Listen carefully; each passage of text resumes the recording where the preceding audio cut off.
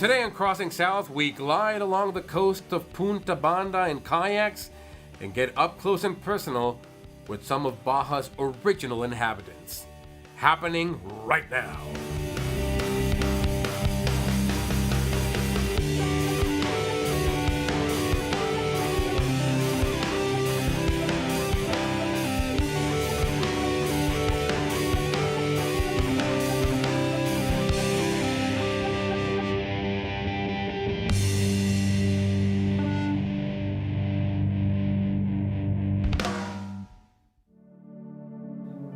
On any given sunny, breezy day in Ensenada, you will find flocks of tourists taking the side trip off to La Bufadora, the geyser at the Punta Banda peninsula. Now, if you haven't heard about it, this ocean geyser is the second largest blowhole in the world. Tidal currents force air and water into the rocky fissure, creating a spectacular display that puts the fountains of Bellagio to shame.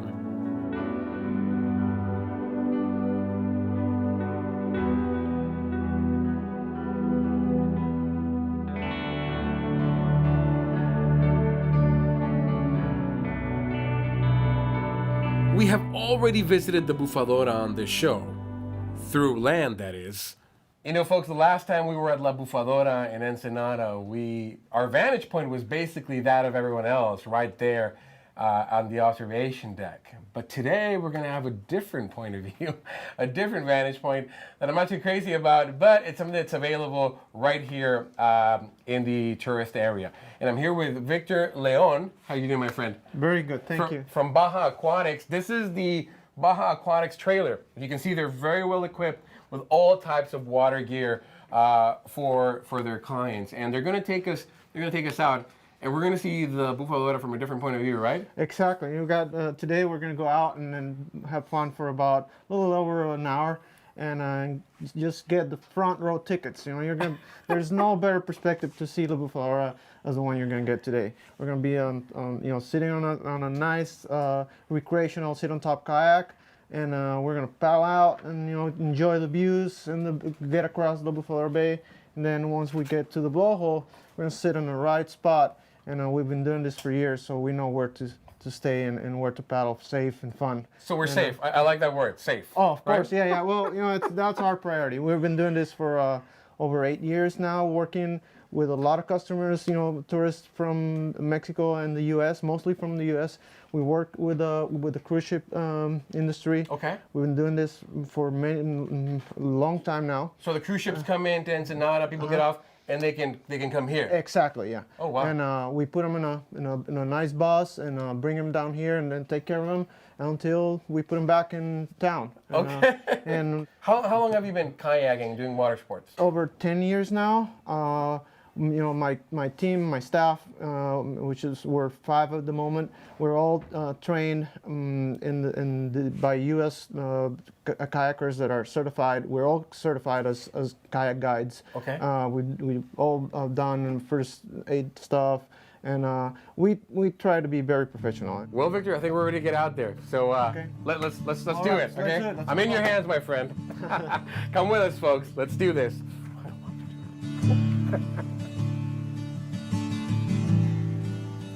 You know, it's really hard to complain or to ask for better weather than this. Have you ever heard the song Stairway to Heaven? Seems like a stairway down to a potentially watery death. Okay, so we're going to do this. We're going to kayak near La Bufadora, which, just by description, it sounds like something you shouldn't do, but we're going to do it. Can't say I'm not nervous, but then again, that's not you with me in the ocean, so let's get it over with. Stay with us, folks. Yes, I'm super paranoid with this type of activities. But then again, if you watch the show, you already know that.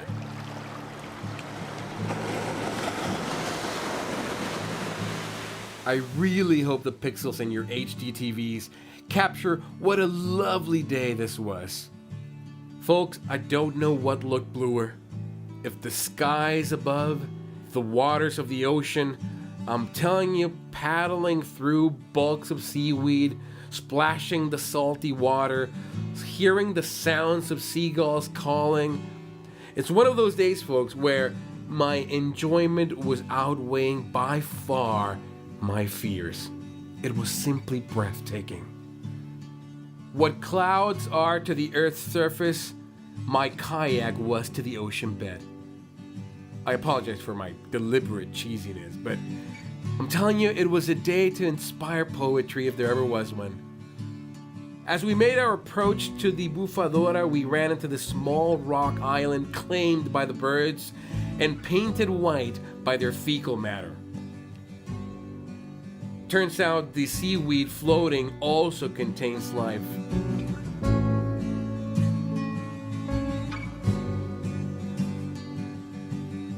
One of our interns here decided that this was an experience way too good to simply watch from the sidelines.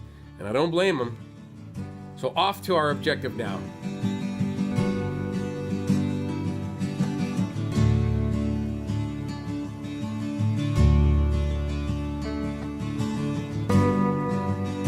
Folks, I'm telling you, this is the way to see La Bufadora. I have to say, my fear is subsiding and being replaced by something wonderful. Let's take a look at that and see how close we are to that amazing blowhole called La Bufadora here in Ensenada. Stay with us, folks. Having a great time.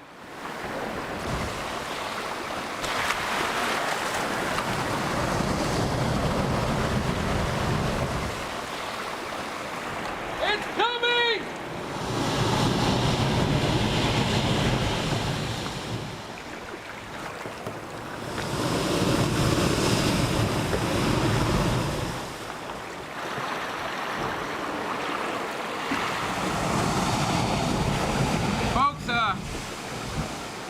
This is just amazing. You have to do this. You know, I'm not your seafaring person. I don't like the ocean. The water doesn't like me. I don't like it. But this is an amazing experience. It's beautiful. It's beautiful. It's a beautiful day. Look at the water, how calm it is. It is. You can see right to the bottom. It's an amazing experience, folks. And being near this geyser, this blowhole, from this vantage point, I just can't describe it. It's crossing south, that's all I can say.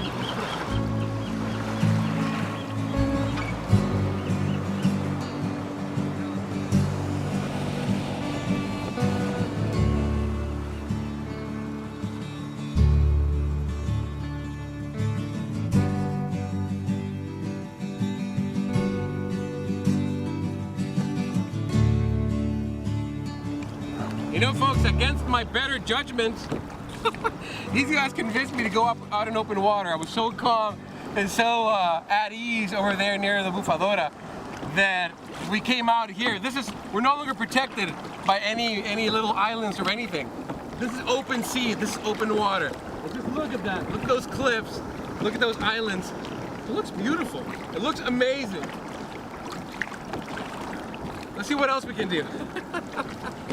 I'm getting this misguided boldness all of a sudden. I hope I don't regret it. Let's go.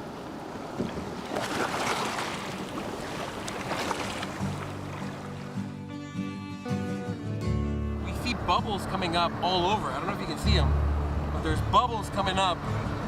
There's thermal waters in the sandy bottom. Look at that. There's like bees coming up to the surface. After enjoying the seas of the Baja Pacific, it was time to head back to our launching point.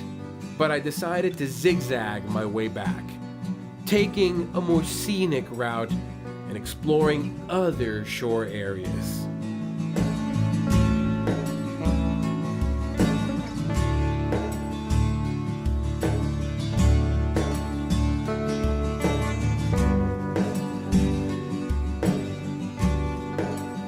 You know, seeing the blueness in front of me made me think of just keep going, continue paddling till I reach New Zealand.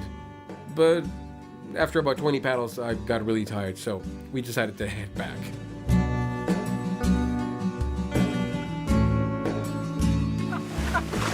Oh man, it was great!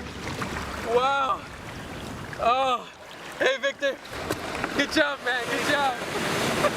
We're alive! We're alive and we had a great time. Stay with us, folks. This is Crossing South. Woo!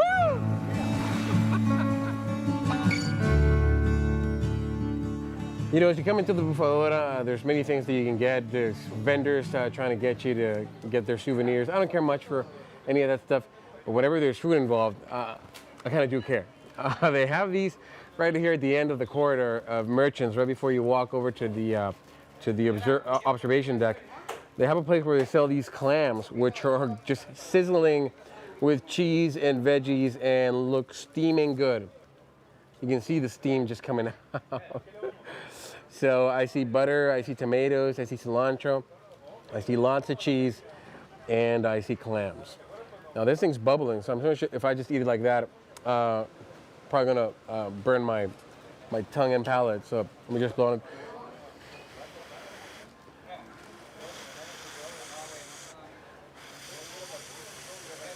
Better safe than sorry. Still hot. It's pretty good. Recommended.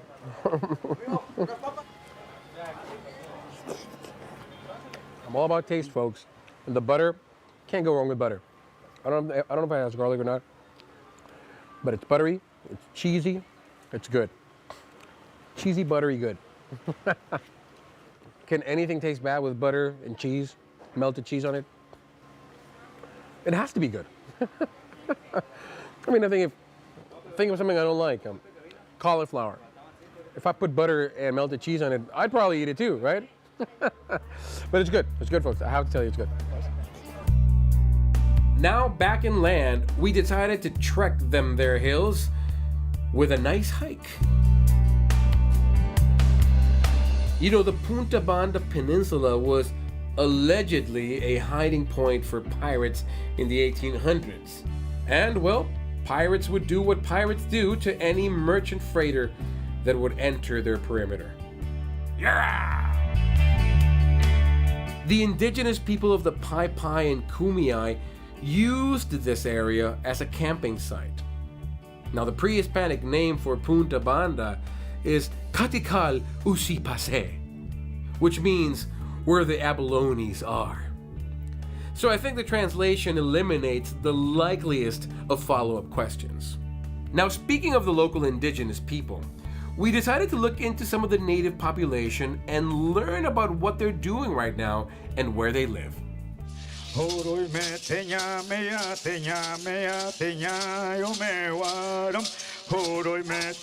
Nestled in the Guadalupe Valley, we found a good place to start on our research.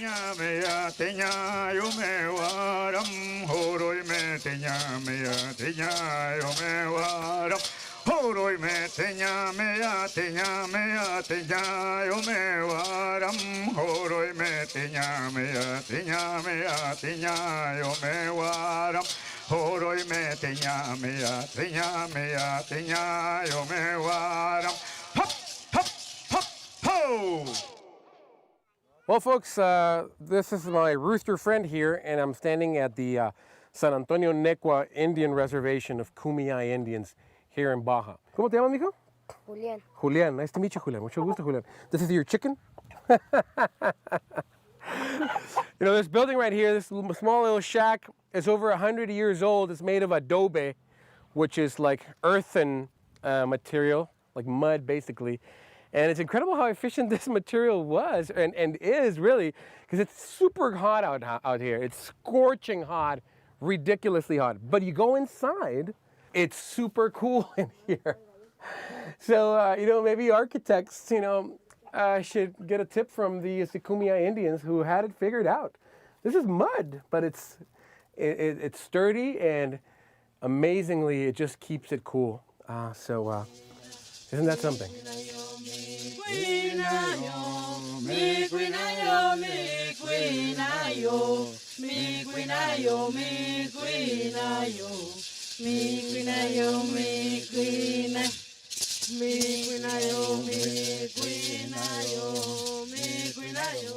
So among the things that this tribe has created is a beautiful small museum that has As you can see, some native artifacts like this tomahawk, some arrows and arrowheads and bows, and I guess that was a club to whack someone. And someone was kind enough, one of the Kumiai members, one of the tribes people here, was graceful enough to talk to us a little bit about their history. So, Javier, how you doing, my friend? ¿Cómo estás? Bien, bien, muy bien. Qué bueno, mucho gusto. Bienvenidos a su casa. Javier, háblanos de su tribu. ¿Qué historia tiene su tribu? Bueno, estamos hablando de la comunidad. Let's talk about this particular community, which is called San Antonio Necua. It is a community which has been passed along through many generations. Presently, there are many indigenous people in the state of Baja, but here we have about 200 Kumiai members made up from about 60 families. Personas, unas 60 familias, y pues bueno, estamos trabajando. We are working on tourism projects to help promote our culture and at the same time promote jobs and economic development. Pero también generar algo de una fuente de trabajo y que estas personas que están ahora dentro de la comunidad no salgan hacia afuera. That way, we avoid losing our culture because the few community members we have don't have to leave to find work. Have you already accomplished that, Javier, of foreigners and tourists considering your reservation as a tourist destination? Sí, bueno, ahorita tenemos la presencia de gente. Primarily, we have local visitors from here in Baja and students from schools that come to learn about our culture. But we do want to bring foreign tourists. The Baja California Kumiai was skillful in the craftsmanship of utensils and artifacts for pragmatic use. That's right. You will find a large variety of those things. The arts and crafts you find here, you can't find anywhere else in the world. Well, perhaps in Southern California with our fellow Kumiai tribe members. These arts and crafts are actually our true household items. We know that there's Kumiai Indians in Baja California and in the state of California in the U.S. There's Kumiai on both sides. What kind of link or bond is there between these two Kumiai tribes? Bueno, nosotros no tenemos fronteras. We don't have borders. A long time ago, we went from one place to another looking for food and living freely. Then, the missionaries and Spaniards came and started taking over our land, saying everything is theirs. Well, we had to start adapting to that attitude. Then, the gringos came and made a border that divided us. Some of our family ended up on each side of that border. We still have very strong family connections across the border. We are brothers and cousins. Hay un lazo sanguíneo muy fuerte porque somos primos, somos hermanos. The ones on the north side of the border speak Kumiai and English, and the ones of us here in Baja speak Kumiai and Spanish. Kumiai inglés, nosotros aquí en Baja California hablamos español y Kumiai. El día 13 de junio de cada año se On the 13th of June every year, we all get together and share music, traditional dance, history, traditional games, as well as traditional food and barbecue. It is a day where we all get together.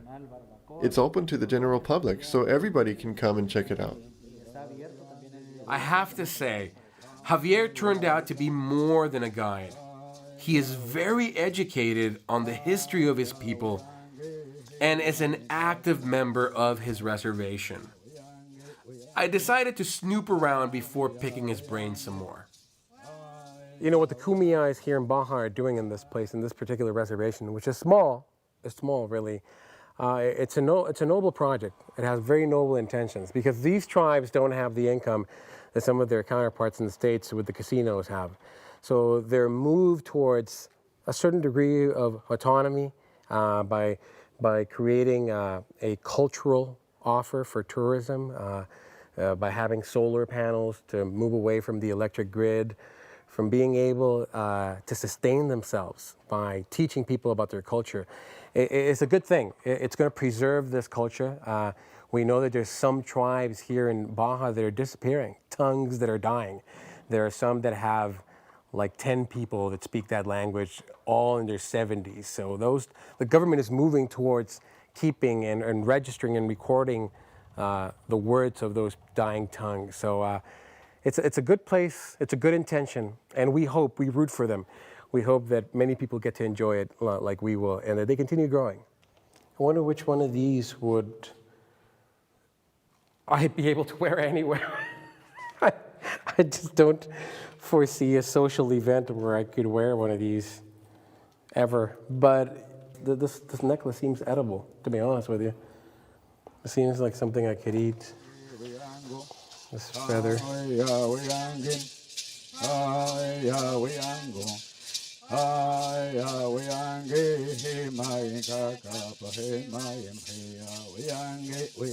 So for about 25 bucks, I can have a feather, a bow,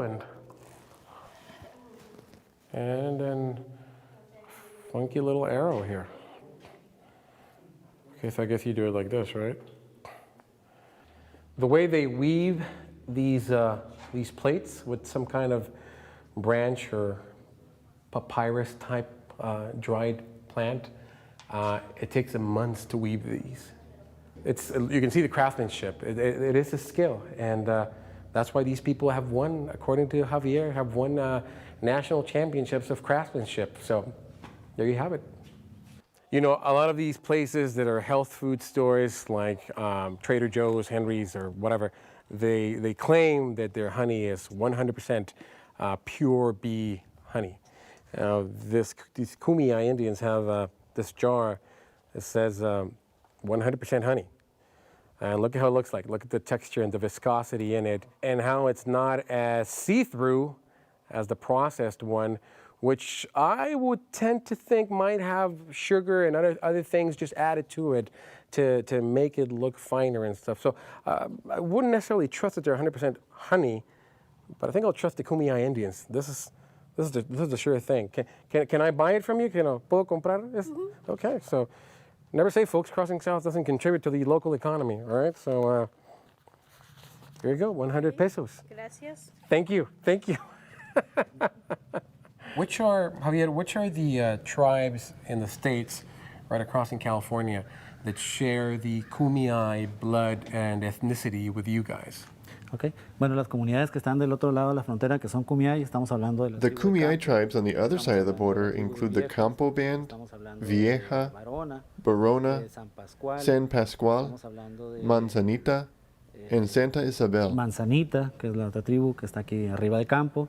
La otra tribu también está. These are the Kumiai tribes, but if we approach Arizona, you will find closely related tribes such as the Pai Pai. Also, we have the Havasupai, Hualapai, Cocopai, and Maricopa, as well as others. Havasupai, los Hualapai, los Cocopa, los Maricopa y los Quechan. Well, Javier, thank you very much el gusto es mío. for letting us know. Bienvenidos a su casa. Lo esperamos pronto. Thank you very much, my friend. Okay. How do you say thank you in Kumiai? Ahan. Han.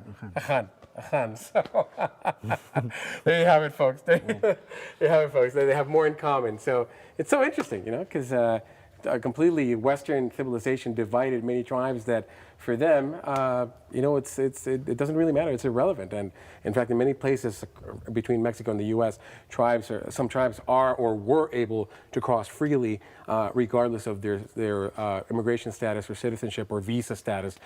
They were allowed to cross freely. I don't know if that's still the case, but there certainly is a precedent for it. So it's good to find that link here in Baja. So stay with us, folks. Let's keep enjoying this place.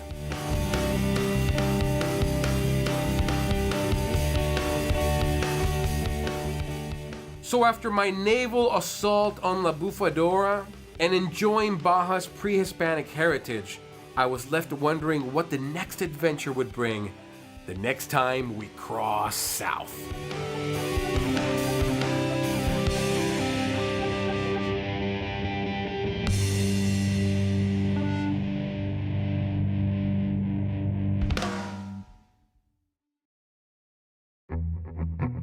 You can find maps and information about the places you just saw, or you may order a copy of this program on DVD at crossingsouth.com. We also do Facebook.